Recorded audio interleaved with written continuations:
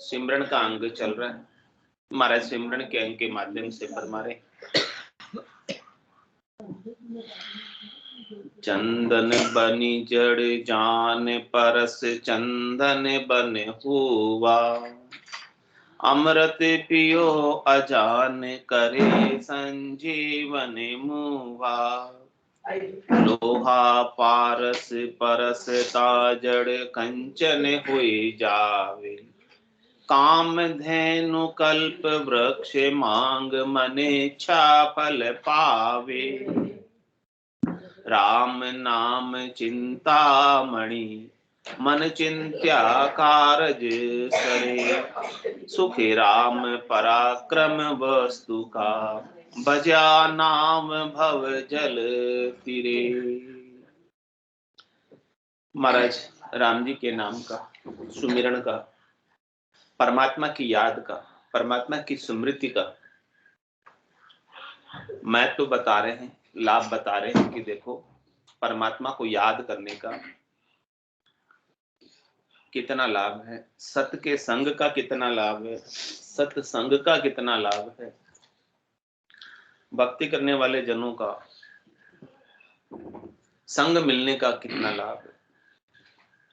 शरणों सतगुरु दयाल को, मुख हृदय हरि नाम, नितपत संगत साधु की, जीवन मुक्त सुख। कह रहे कि जीवन के अंदर आपको मुक्त होना है और जीते जी मुक्त होना। मुक्ति मिलेगी, मोक्ष मिलेगा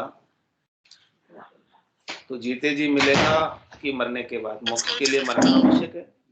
नहीं। क्यों अजमेर जी? जीते जी इसलिए आप अकेले आ गए?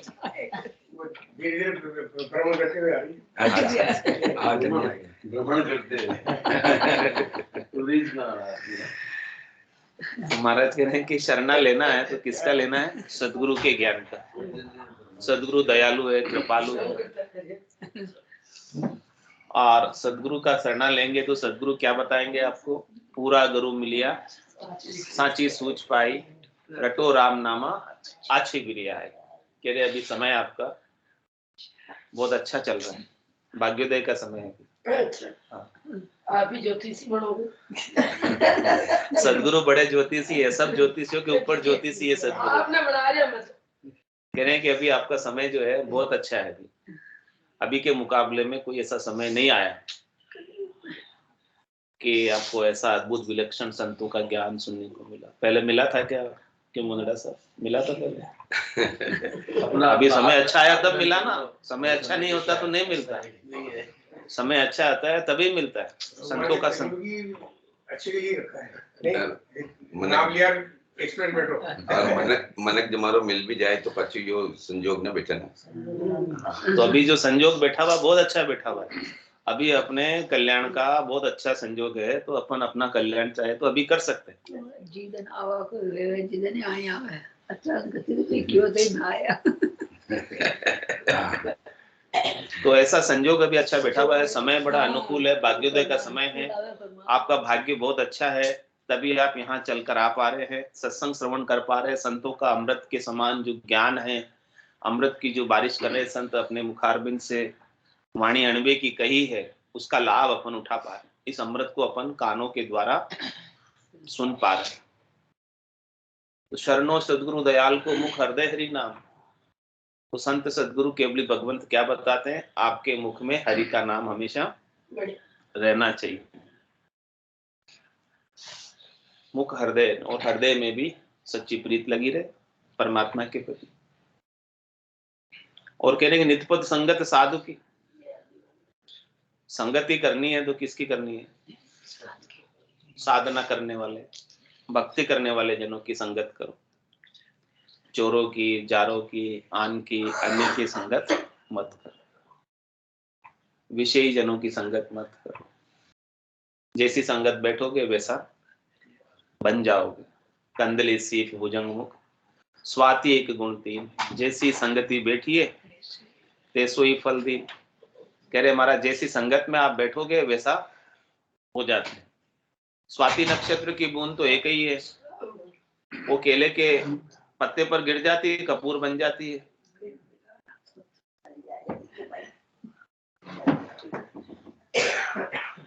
और सांप के मुख में गिर जाती है तो जहर बन जाती है। और सीप के मुख में गिर जाती है, मोती बन जाती है। तो होती तो एक ही चीज है, लेकिन संगत का असर है।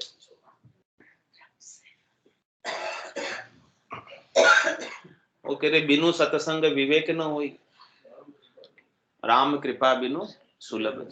बिना सत्संग के अपनी बुद्धि के ऊपर विवेक नहीं आता, अपने को समझ नहीं आता कि मैं कौन हूं, क्या करने आया हूं, क्या कर रहा हूं, मुझे कहां जाना है ये भी नहीं पता। बस किसी से पूछे कि आपका क्या लक्ष्य है, क्या टारगेट है, जिंदा क्यों हो आप, किसी को नहीं पता। बोले मरे नहीं इसलिए जिंदा हो। इन्हीं उद्देश्य विहीन, लक्ष्य विहीन जिंदगी हो रही है। तो परमात्मा ने कृपा करके अपने को मनुष्य शरीर इसलिए प्रदान किया कि अपन इसी जीवन से, इसी शरीर से अपने सत्स्वरूप का, आनंद स्वरूप का बोध कर लें। आपका जो सत्स्वरूप है उसमें आप अवस्थित हो जाए, गर्क हो जाए, गरकाव, अपने ही आनंद में डूब जाए तो आप तिर जाएंगे। अपने आनंद में डूबेंगे तो भवसागर से तिरेंगे, नहीं तो भवसागर के दुख आपको दुखी करते रहेंगे, डुबाते रहेंगे बार बार, क्योंकि आप अपने आनंद में नहीं डूबे। इसलिए भवसागर के दुख आपको बार बार 84 में डुबाएंगे। सदगुरु बाहां पकड़कर, हाथ पकड़कर बाहर निकालकर अपने को अपने आनंद में लगाते। ऊंडा ऊंडा नीर अथंक जड़ भरिया, पकड़ो नी हाथ। तो महाराज करें कि सदगुरु का स्वभाव कैसा है, सदगुरु का ज्ञान कैसा है,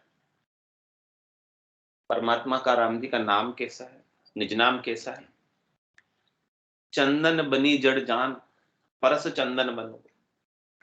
कह रहे हैं कि चंदन की जो वृक्ष होता है, चंदन की जो जड़ होती है, चंदन की जो मूल होती है, वो हवा को स्पर्श प्राप्त करती है। तो हवा के स्पर्श प्राप्त करने से पूरी हवा कैसी हो जाती है, चंदन में सुगंधित हो जाती है। तो पूरे वन में चंदन की खुशबू आने लगती, पूरा वन सुहासित हो जाता है, चंदन में हो जाता है। ऐसे चंदन के वृक्ष का गुण है। ऐसे ही महाराज फरमाने की सदगुरु के ज्ञान का गुण, राम नाम के सुमरण का गुण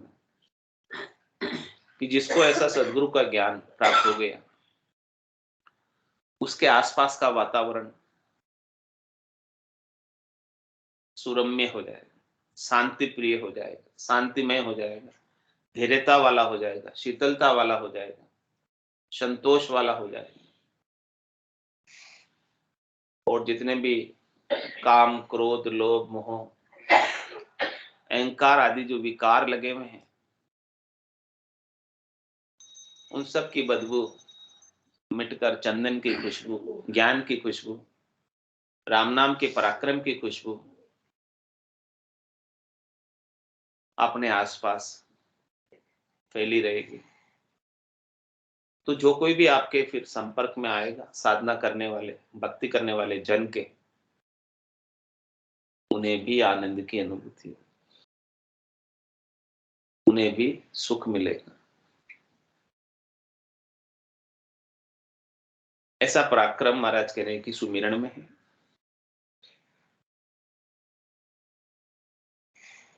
सबसे पहले शांति कहाँ मिलेगी आपको, आपके ही भीतर, अंदर। पहले आप स्वयं शांत होंगे, स्वयं संतोषी होंगे, स्वयं में शीतलता आएगी,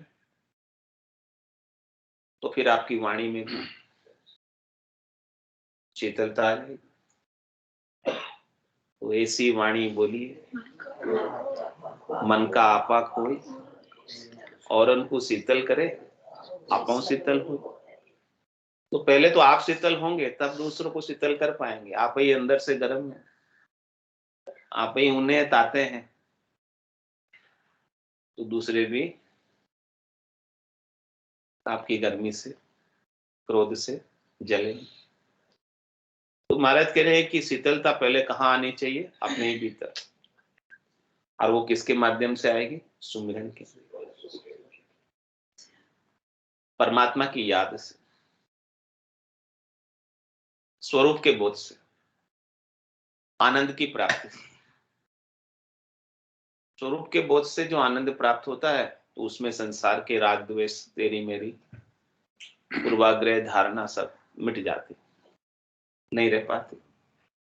जिस प्रकार से सूर्य के उदय से रात्रि का अंधकार नहीं रह पाता, उसी प्रकार से आनंद की प्राप्ति से संसार के सुख दुख मिट जाते। ऐसा पराक्रम महाराज कह रहे हैं कि सुमिरन में है। तो सबसे पहले अपने अंदर शीतलता होगी, तो परिवार के अंदर भी शांति आ जाएगी, संतोष आ जाएगा, स्नेही स्वजनों में भी आ जाएगा, जिससे भी आप मिलेंगे उन सब में भी आ जाएगा। फिर आपको सब चाहने लगे, सब आपको लाइक करने लगेंगे, पसंद करने लगेंगे, क्योंकि शीतलता सबको अच्छी लगती, प्रभावित करती। आपका व्यक्तित्व प्रभावशाली होता है, आपका औरा, आभा मंडल भी आनंद देने वाला है।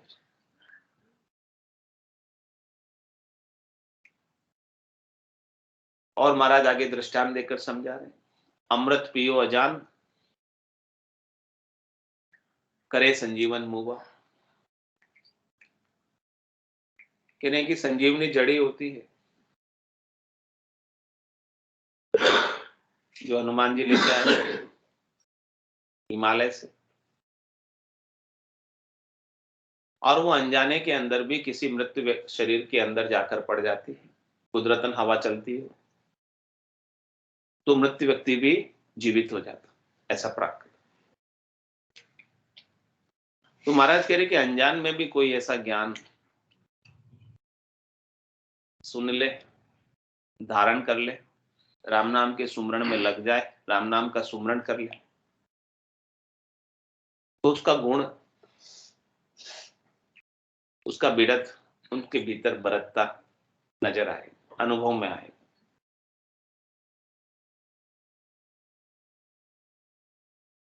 और जो संजीवनी जड़ी है, वो उसकी करनी को भी नहीं देखती, वो उसके कर्मों को भी नहीं देखती, वो उसके पाप और पुण्य को भी नहीं देखती कि ये पापी है, इसको मैं जीवित नहीं करूं, या ये पुण्य है तो मैं इसका जीवित कर दूं। ऐसा संजीवनी जड़ी नहीं करती। इसी प्रकार से महाराज करें कि राम नाम जो है, चाहे वो पापी है, कितने ही पाप है, चाहे वो पुण्य है, कितने ही पुण्य की, सबको तार दे। बड़ा बड़ा पापी पार उतारिया, इस विध मोह उतार। बड़े से बड़े पापियों, बड़े से बड़े पतित को पावन कर देने वाला नाम सुमिरन जो है, बड़े से बड़े पापी के भी सारे पाप को उतार देता है, काट देता है। और आगे हमारा दृष्टांत देकर समझा रहे, लोहा पारस परसता, जड़ कंचन हो जाए। तो जड़ है, लेकिन पारस पत्थर के स्पर्श पाते ही लोहा सोना हो जाता है। तो स्पर्श में कितना गुण है, इसी प्रकार से जो सदगुरु के ज्ञान के स्पर्श में आ गए, टच में आ गए, राम नाम के सुमरन के स्पर्श में आ गए, जो सदगुरु की सत्ता के हेठे आ गए, उसकी छाया में आ गए, जब पारस के स्पर्श से लोहा सोना हो सकता है, तो सदगुरु की सत्ता से जीव शिव क्यों नहीं हो सकता? ये आत्मा परमात्मा क्यों नहीं हो सकती?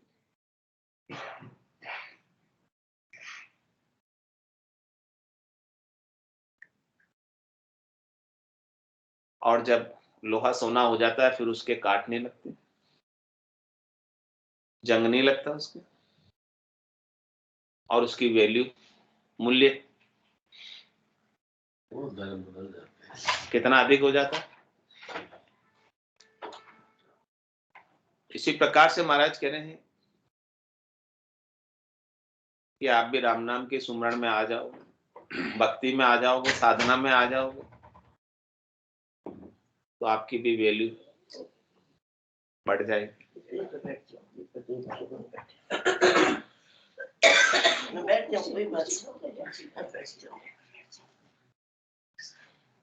अधिक वैल्यू हो जाएगी।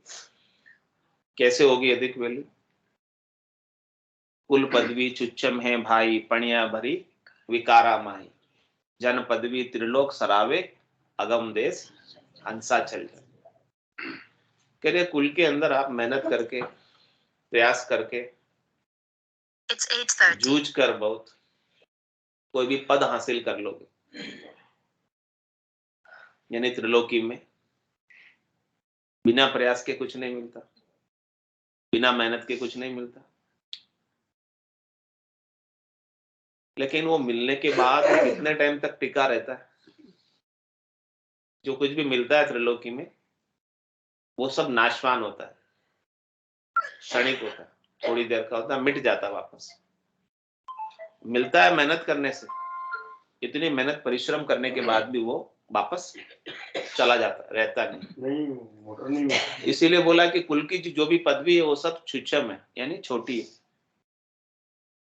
और उसके संग विकार भी लगे, बिना विकारों के नहीं, क्योंकि उसमें तेरी मेरी, उसमें कामना है, इच्छा है, वासना है, आशा है, तृष्णा है, मनोरथ है, मनोकामना, संकल्प, विकल्प सब है उसमें, इसलिए विकारों में भरी हुई। उसके लिए लड़ाई भी हो जाती है, झगड़े भी हो जाते हैं कुल की पदवी के लिए,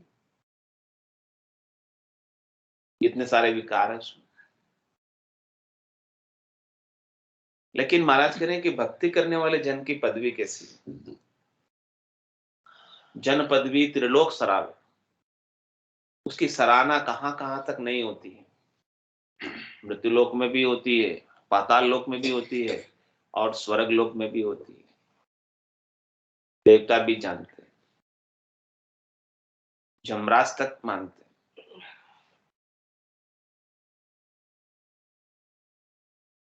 पूरी त्रिलोकी में उजियागर हो जाती। और दूसरा लाभ क्या होता है? अगम देश हंसा चल जाए। जो भक्ति करने वाला जन है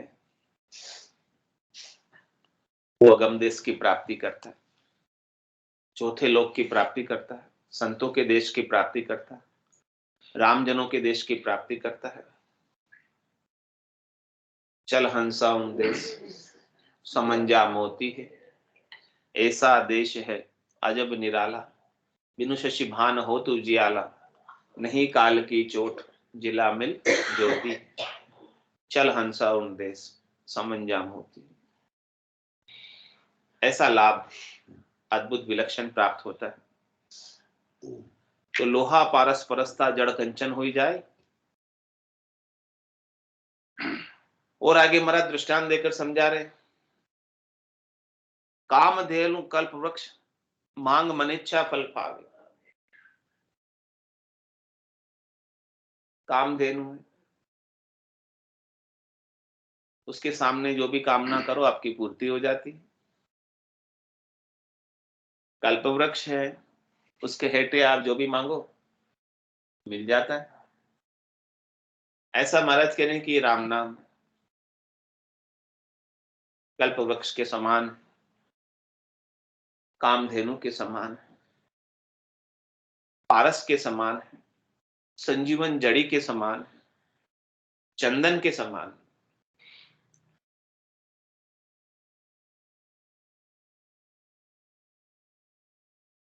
ऐसे राम नाम को पाकर अपने को क्या मांगना है उस बात की समझ अपने में होनी चाहिए। इस बात की समझ नहीं होती है तो राम जी का भजन करके हम भजन के बदले में शरीर का सुख मांगते हैं, संसार का सुख मांगते हैं, इंद्रियों का सुख मांगते हैं, वस्तुओं का सुख मांगते हैं, व्यक्तियों का सुख मांगते हैं कि हमारे घर में गाड़ी हो जाए, घोड़ा हो जाए, बंगला अच्छा हो जाए, हाँ, बालक अच्छे हो जाए, सब ये मांगते हैं। इस प्रकार से मांगते हैं भजन करने के बदले में। तो महाराज कह रहे कि ये चीजें मांगना किसके समान है कि कल्पवृक्ष के नीचे जाकर कद्दू मांगने के समान। कद्दू समझते, कोड़ा, हाँ, कि घर में सब्जी बनाने के लिए नहीं है, चलो कद्दू ही मिल जाए इतना बोध है हमारे। जबकि आप चाहो तो चौथे लोक का राज्य हमेशा हमेशा के लिए प्राप्त कर सकते हो, लेकिन वो तो समझ नहीं है मांगने की, वो तो ज्ञान नहीं है सदगुरु। उस ज्ञान के अभाव में अपन भजन के बदले में छोटी मोटी चीजें संसार की मांगते हैं। महाराज कह रहे वो तो कल्पवृक्ष है राम नाम, उससे आप जो मांगोगे मिलेगा। अर्थ, धर्म, काम और मोक्ष सब उसके अंदर उपलब्ध है, लेकिन अपने को समझ होनी चाहिए कि अपने को क्या मांगना है। अर्थ मांगना है, धर्म मांगना है, काम मांगना है या मोक्ष मांगना है। इन सब में सबसे ऊंचा कौन सा है? परम पद, आनंद पद, मोक्ष। जीते जी मुक्त हो जाए वो चीज मांगना ही है। छोटी मोटी चीज मांगकर क्या पालोगे? मांगना ही है तो चौथे लोक का राज्य मांगो, जो एक बार प्राप्त करने के बाद उसे वापस कोई आपको वहां से हटा नहीं सके, निकाल नहीं सके उस निज घर से। उस निज घर की प्राप्ति करना ही है, ताकि बार बार 84 के किराए के घरों में सामान ले लेकर भटकना नहीं पड़ेगा। नहीं तो अभी अपन सामान ले लेकर, कर्मों की गठरी ले लेकर 84 के किराए के घरों में अनेक शरीर धरते रहते, भटकते रहते, बहुरूपिया भांड बने रहते। तो इसलिए महाराज कह रहे राम नाम चिंतामणि, मन चिंत्या कारज करे। ये चिंतामणि के समान है। आपके मन में जो चिंतन होगा, मन का जैसा भाव होगा, वैसा आपका काम हो जाएगा। क्योंकि राम जी तो अंतर्यामी, आपके अंतर में बैठे, भीतर में बैठे, आपके मन की सब जानने वाले हैं। आपको क्या चाहिए वो सब कुछ उपलब्ध कराने वाले हैं। तो आप मुमुक्ष हैं, मोक्ष प्राप्ति की इच्छा है तो आपको मोक्ष भी मिल जाएगा। और इच्छा नहीं है, मुमुक्ष नहीं है, संसार के सुख चाहिए, 3 लोक के सुख चाहिए, वो भी मिल जाएंगे, वो भी उपलब्ध है। लेकिन महाराज कह रहे 3 लोक सो भया उदासी, जय जन अमर लोक का वास। अमर लोक का वास उन्हें ही प्राप्त होता है जो त्रिलोकी के 3 लोक के सुखों से उदासीन हो जाते हैं, तटस्थ हो जाते हैं। बोले नहीं चाहिए, इनको भोगते भोगते अनंत युग बीत गए, अनंत शरीर हमने धर लिए, अनंत बार हम इस संसार में आ गए, लेकिन हम आज दिन तक 3 लोक के सुखों से तृप्त नहीं हुए। तो उनको प्राप्त करके अब भी क्या कर लेंगे? अब आज दिन तक ही तृप्त नहीं हुए तो क्या लाभ उठा लेंगे उनसे? क्या पालेंगे उनको पाकर? ऐसा हमारी बुद्धि के अंदर समझ आनी चाहिए। बुद्धि पे विवेक जागृत होना चाहिए। बुद्धि के अंदर महत्व परम पद का हो जाए, केवल पद का हो जाए, स्वरूप के बोध का हो जाए। संसार के सुखों का जो महत्व है वो मिट जाए। सुखराम पराक्रम वस्तु का, भजा नाव भव जल तेरे। कह रहे महाराज पराक्रम किसका है? वस्तु का है। जैसी वस्तु आपके पास होगी, जैसा बीज आपके पास होगा, वैसी चीज उग जाएगी। रोपे बिरवा आग का, आम कहाँ ते हो। आप आग का वृक्ष, आग का बीज बोओगे, चाहेंगे आम तो नहीं होगा।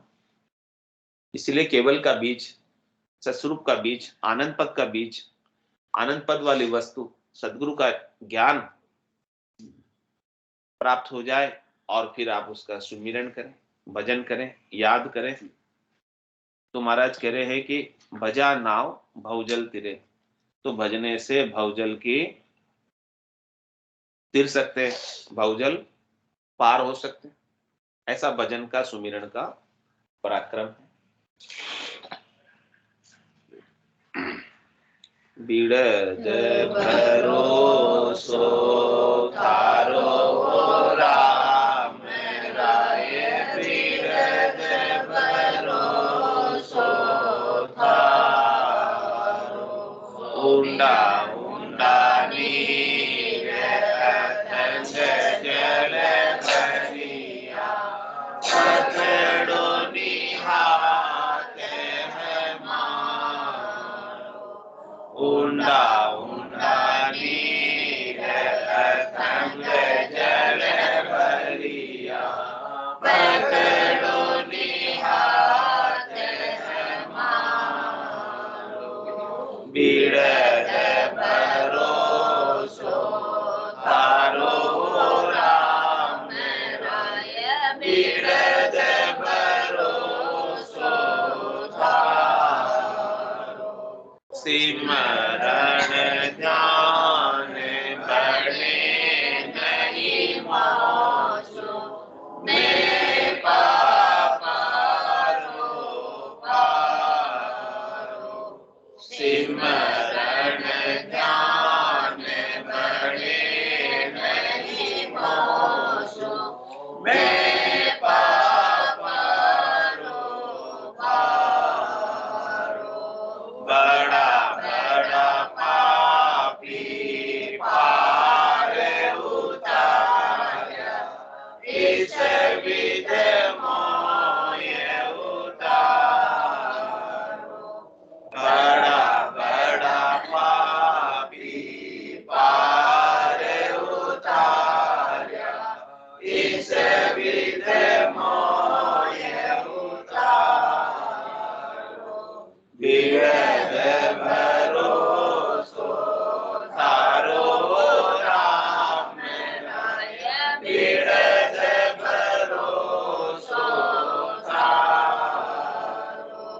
तुम गुणवंत बड़ा गुण सागर, अवगुण मति विचारो। तुम गुणवंत बड़ा गुण सागर, अवगुण मति विचारो।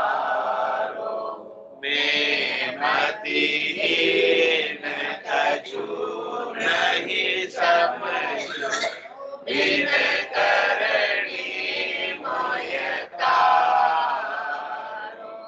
मैं मतिहीन कछु नहीं समझो, बिन करणी मोय तारो।